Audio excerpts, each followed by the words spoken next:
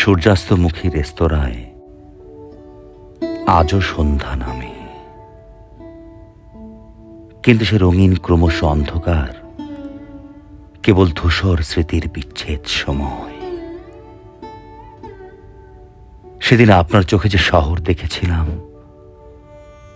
তার অর্ধেক ছিল পোড়া ইটের, আর অর্ধেক ছিল অপেক্ষার ছাই।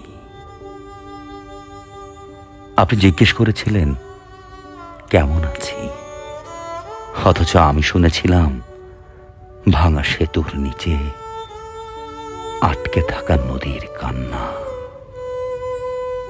আমাদের মাঝখানে ছিল অনুচ্চারিত সিদ্ধান্ত, কিছু অপ্রিয় অহংকার, আর কিছু ভাঙা রাতের নিঃশব্দ হিসাব। আমরা বসেছিলাম প্রশ্নের পাশাপাশি, অদৃশ্য এক নিকট সীমান্তে, যেখানে যেতে পাসপোর্ট লাগে না, কিন্তু প্রেমিকের মতো সাহস লাগে।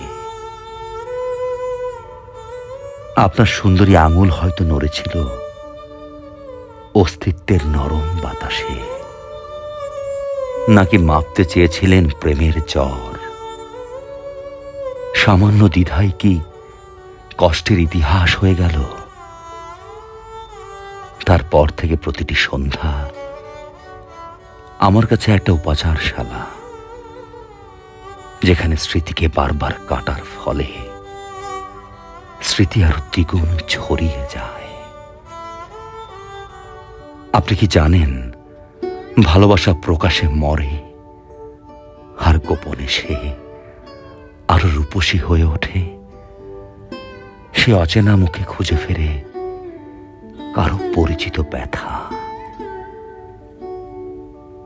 আজও কোনো সূর্যাস্তের লাল জ্বলে উঠলে বুকের ভেতর হঠাৎ একটা শহর থেমে যায়।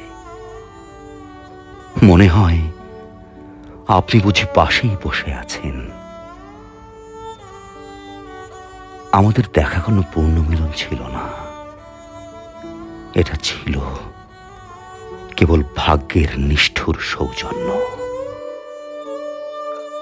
একসময় উজ্জ্বল সন্ধ্যা কেটে যায়, একটি অসমাপ্ত আলিঙ্গনের সম্ভাবনা মুছে দিয়ে আবারও প্রমাণ করি আমরা সাহসী নই।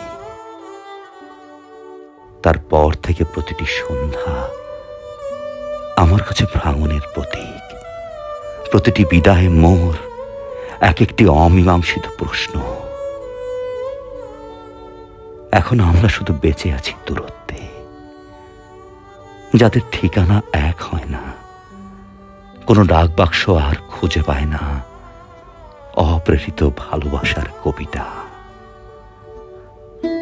সেদিন আপনার ঠোঁটে আমি দেখেছিলাম একটা দীর্ঘ খরা, কিন্তু চুমুর প্রতিশ্রুতি আছে।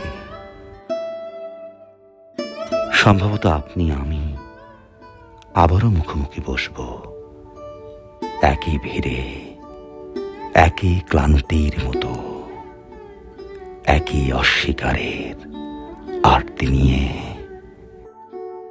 বৃষ্টি ছাড়া, সম্ভাবনা ছাড়া, শেষ ছাড়া, স্বীকারোক্তি ছাড়া।